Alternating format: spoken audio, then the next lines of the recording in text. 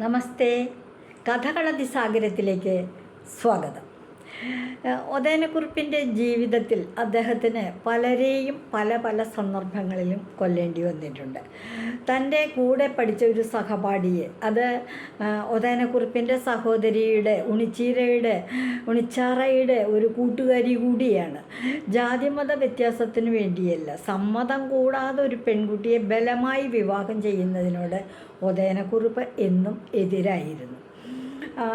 അങ്ങനെയുള്ളൊരു കഥയാണ്. കോട്ടയ്ക്കൽ ഉമർ എന്ന് പറയുന്ന ഒരു മുസ്ലിം ബാലകനും, അതായത് സമൂഹത്തിൽ ജാതിവ്യത്യാസം ഒരുപാട് നിലനിന്നിരുന്ന കാലത്തെ ഒരു കഥയാണ്.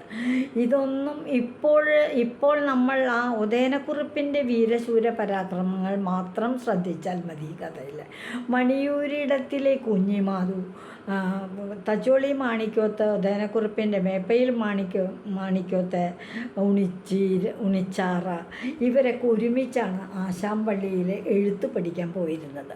എഴുത്ത് പഠിച്ചത് അന്ന് കാലത്ത് എഴുത്ത് ഇത്തിരി വലുതായിട്ടാണ് കുട്ടികൾ ആശാങ്കളരി പോയി എഴുത്തൊക്കെ പഠിക്കുക.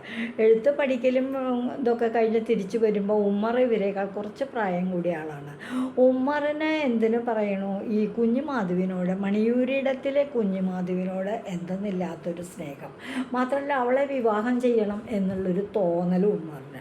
വേഗം തന്നെ പോയിട്ട് മണിയൂരിടത്തിലെ അമ്മയോട് പറഞ്ഞു, ഈ കുഞ്ഞിമാധു അവിടുത്തെ മകളാണല്ലോ, ഞങ്ങൾ ഒരുമിച്ചാണ് എഴുത്തുപള്ളിയിൽ പോണതും വരണതും പഠിക്കണതും ഒക്കെ, എനിക്ക് ഓളെ വിവാഹം ചെയ്യണം. ഞാൻ അവരുടെ അന്നത്തെ ഭാഷയിൽ പറയുക, ഊഴം വഴങ്ങാനിരിക്കുകയാണ്, എനിക്ക് അവളെ ഊഴം വഴങ്ങണം. ഞാൻ ഇന്ന് വൈകുന്നേരം 6 മണിയാകുമ്പോൾ ഒരു ചെറിയ പെട്ടിയിൽ കുറേ സ്വർണം വീട്ടിൽ നിന്ന് എടുത്തു കൊണ്ടുപോയി കാഴ്ച ഈ മണിയൂരിടത്തിലെ അമ്മയ്ക്കങ്ങ് കൊടുത്തു.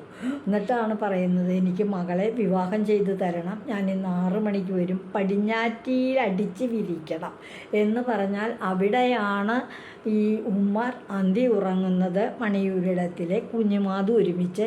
അതുകൊണ്ട് അവിടെ അറ ഒരുക്കണം എന്നൊരർത്ഥമാണ്. വിവാഹം കഴിഞ്ഞ് വധൂവരന്മാർ കിടന്നുറങ്ങുന്നത് പോലെ മണിയൂരിടത്തിൽ ഉമ്മർ ഉറങ്ങാനായിട്ട് ചെല്ലുന്നു, സംബന്ധത്തിന് ചെല്ലുന്നു. അതൊരു ധിക്കാരം തന്നെയാണ്. അന്ന് കാലത്ത് സമൂഹത്തിൽ മറ്റൊരു ഇതര സമുദായക്കാർ തമ്മിൽ വിവാഹബന്ധം ഒന്നും പുലർത്തുന്ന പതിവില്ലാത്ത കാലമാണത്.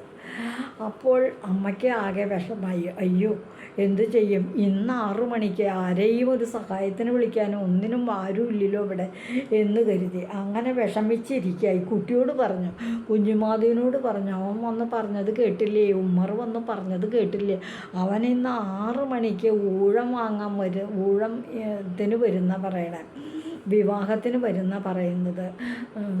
അതുകൊണ്ട് എൻ്റെ മോളെ എന്താ വേണ്ടതെന്ന് പറഞ്ഞു. ആ കുട്ടി കേട്ട പാടെ കേൾക്കാത്ത പാടെ വേഗം ഓടിപ്പോയി തച്ചോളി മേപ്പയിൽ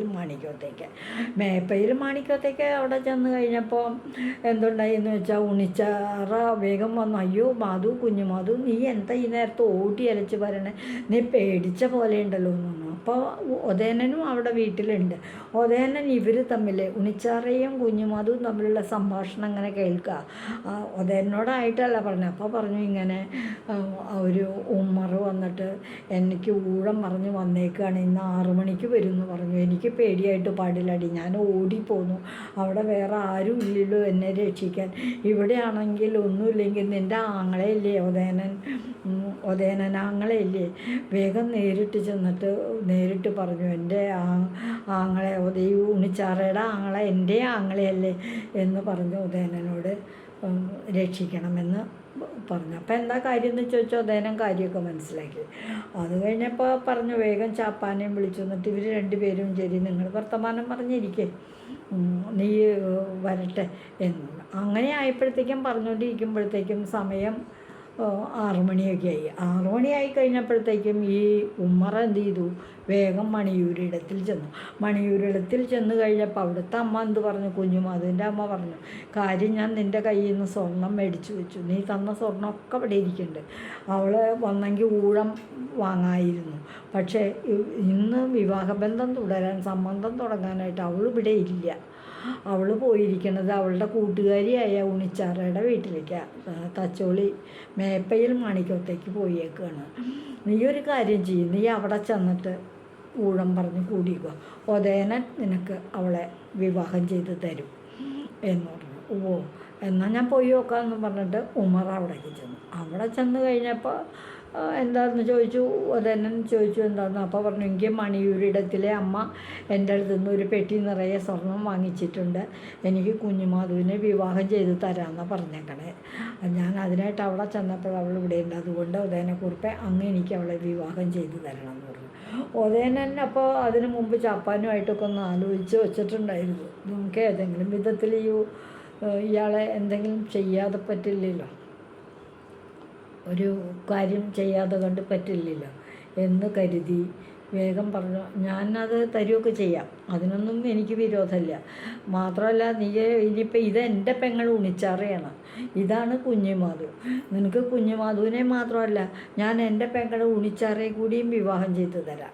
2 പെൺകുട്ടികളെ നീ വിവാഹം ചെയ്തോ, ഇവിടെ വെച്ചിട്ടല്ല മറ്റൊരു സ്ഥലത്ത് വെച്ചിട്ട്. വിവാഹം എന്നാണ് വേണ്ടതെന്ന് ചോദിച്ചപ്പോൾ തീരുമാനിക്കാം എന്ന് പറഞ്ഞു. അവിടുന്ന് 2 ദിവസം കഴിഞ്ഞൊരു ദിവസം പറഞ്ഞു, അപ്പം നീ പന്തലൊക്കെ ഇട്ട് അവിടെ മണിയൂരിടത്ത് ചെന്ന് ആയമ്മയുടെ അടുത്ത് കൊടുത്തേക്കണം, സ്വർണം തിരിച്ച് മേടിച്ച് അതും ബാക്കി ഒരുക്കങ്ങളൊക്കെ നടത്തിക്കോ, 2 പെൺകുട്ടികളെ നിനക്ക് വിവാഹം ചെയ്തു തരാമെന്ന്. അത് കേട്ടപ്പോൾ ഉമ്മറിന് ഭയങ്കര സന്തോഷമായി. ഞാൻ കുഞ്ഞുമാധുവിനെ മാത്രം ആഗ്രഹിച്ചിട്ടാണ് മേപ്പയിൽ മാണിക്കത്തേക്ക് ചെന്നത്. അവിടെ ചെന്നപ്പോൾ എനിക്ക് ഉണിച്ചാറയും കൂടെ തരണം. അപ്പോൾ എനിക്ക് കുഞ്ഞുമാധുവിനെയും കിട്ടി, ഉണിച്ചാറയും കിട്ടി. മാത്രമല്ല ഈ ധീരവീര ശൂര പരാക്രമിയായിട്ടുള്ള ഉദയനക്കുറിപ്പ് ഇനി തൊട്ടെൻ്റെ അളിയനാ. ഉണിച്ചാറെ ഞാൻ വിവാഹം ചെയ്ത അവളുടെ ആങ്ങള എൻ്റെ അളിയനാവില്ലേ എന്നൊക്കെ കരുതി വളരെ സന്തോഷിച്ചു. വീട്ടിൽ വന്നു, മണിയൂരിടത്തിൽ വന്ന് ആയമ്മോട് പറഞ്ഞു, എനിക്ക് വിവാഹം 2 ദിവസം കഴിഞ്ഞിട്ട് ചെയ്തു തരാമെന്ന് പറഞ്ഞു. ഉണിച്ചാറയും കൂടി ഞാൻ വിവാഹം ചെയ്യുന്നുണ്ട് എന്ന് വലിയ സന്തോഷമായി പറഞ്ഞു. അതുകൊണ്ട് ഞാൻ തന്നാൽ സ്വർണം അങ്ങോട്ട് തരൂ, വിവാഹ സമയത്തൊക്കെ പെൺകുട്ടികൾക്ക് കൊടുക്കാനുള്ളതാണെന്നൊക്കെ പറഞ്ഞ് അവിടെ നിന്ന് ആ സ്വർണം തിരിച്ച് മേടിച്ച് അതുകൂടിയൊക്കെ ചേർത്ത് പന്തലിടണം എന്നൊക്കെ പറഞ്ഞു. അങ്ങനെ പന്തലൊക്കെ ഇട്ട് എന്തിനു പറയണം, ഈ വിവാഹം അന്ന് തീരുമാനിച്ചു. 2 തച്ചോളി ഉണിച്ചിര കുഞ്ഞനെയും 2 ആളെയും കൂട്ടി പുറപ്പെട്ടു. പറഞ്ഞ ദിവസം തച്ചോളി മാണിക്കെത്തുന്ന വേഷഭൂഷാദികളൊക്കെ അറിഞ്ഞ് സർവാലങ്കാര വിഭൂഷിതയായിട്ട് ഉണിച്ചാറയും കുഞ്ഞുമാധുവും കൂടി പുറപ്പെട്ടു. കൂടെ തച്ചോളി നല്ലോമന കുഞ്ഞുദേനനും ഉണ്ട്.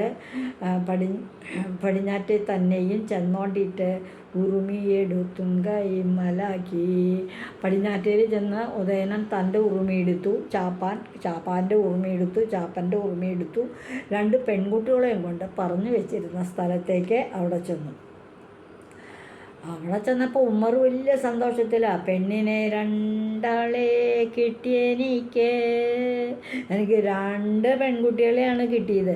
അങ്ങനെ നീനച്ചോണ്ട് പോകുന്നല്ലോ പറഞ്ഞ സ്ഥലത്തേക്ക് അങ്ങ് പോവുകയാണ്.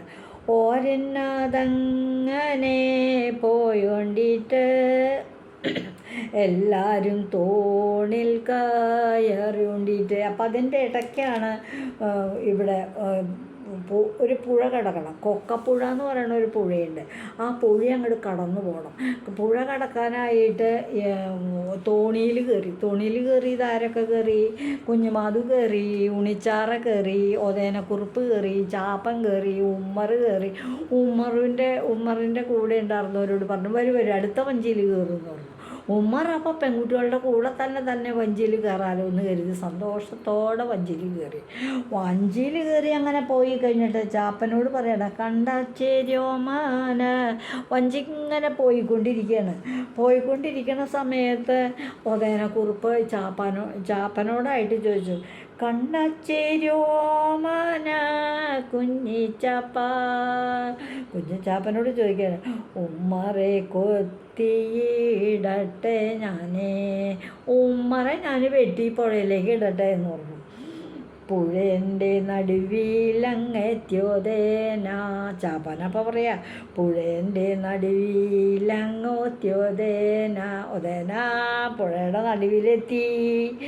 ഇവിടെ എത്തിയിട്ടോ, വേഗം പണിയങ്ങ് നോക്കിക്കോളൂ, നിൻ്റെ പണി നീ നോക്കിക്കോ ഓതേന എന്ന് പറഞ്ഞു. ഇത് കേട്ട പാതിയോദേനൻ ഉമ്മറിന് എന്താ കാര്യം എന്ന് അങ്ങ് നോക്കി മനസ്സിലാകുന്നതിന് മുൻപ് ഓതേനൻ തന്നെ വാള എടുക്കല്ല ഉമ്മറിൻ്റെ തല വെട്ടി പുഴയിലേക്ക് അങ്ങോട്ട് ഇട്ടു. പിന്നാലെ കാലെ പിടിച്ച് ശരീരം ഇട്ടു പുഴയിലേക്ക്. അന്നത്തെ കാലത്തെ മനുഷ്യരുടെ ഊക്ക് ശക്തി ഇങ്ങനെയൊക്കെയാണ് പ്രകടിപ്പിക്കൽ. ആ കാലത്തെ രീതി അനുസരിച്ച് തച്ചോളി ഉദയനൻ ധീരനായ ഒരു അംഗച്ചേകവരാണ്, അംഗക്കുറുപ്പാണ്. തിരിച്ച് വഞ്ചി കയറി പെൺകുട്ടികളെയും കൊണ്ട് ചാപ്പനും ഉദയനനും തച്ചോളി മേപ്പയിൽ മാണിക്യത്തേക്ക് വരികയും കുഞ്ഞുമാധുവിനെ മണിയൂരി ഇടത്തിൽ കൊണ്ട് ചെന്നാക്കുകയും ചെയ്തു. പിന്നെ ആരും അങ്ങനെ ഉപദ്രവിക്കാനൊന്നും വന്നില്ല. അങ്ങനെ ആരും ആൺതുണയില്ലാത്തവർക്കൊക്കെ കുടുംബം സംരക്ഷിക്കാൻ ആണുങ്ങളില്ലാത്ത പല ഭവനങ്ങളിലെ പെൺകുട്ടികളെയും ഉദയനൻ തൻ്റെ ജീവിതത്തിൽ നിർബന്ധിച്ച് അവർക്ക് ഇഷ്ടമില്ലാത്ത വിവാഹബന്ധത്തിന് വഴങ്ങിക്കൊടുക്കേണ്ട ഗതികേടിൽ നിന്ന് രക്ഷിച്ചിട്ടുണ്ട്. അങ്ങനെയുള്ള ഒരു കഥയാണ് ഉദയനനും കോട്ടയ്ക്കൽ ഉമ്മർ തമ്മിലുള്ള കഥ. ഉമ്മറിൻ്റെ കഥ കഴിച്ചു ഉദയനൻ. ഈ കഥ ഇവിടെ നിൽക്കുകയാണ്. ഉദയനൻ പെൺകുട്ടികളെ സംരക്ഷിക്കുന്നതിന് ഉദാഹരണമായിട്ടുള്ള ഒരു കഥയാണിത്. ഉദയനക്കുറുപ്പിൻ്റെ കഥകൾ ഇത്തരം ധീരകഥകൾ ഇതുപോലെ നാട്ടിനും നാട്ടാർക്കും കുടുംബക്കാർക്കും സ്വന്തക്കാർക്കും വേണ്ടി സംരക്ഷണം നൽകുന്ന കഥകൾ ഒരുപാടുണ്ട് ആ ജീവിതത്തിൽ. മറ്റൊരു കഥയുമായിട്ട് ഞാൻ അടുത്ത ദിവസം വരാം.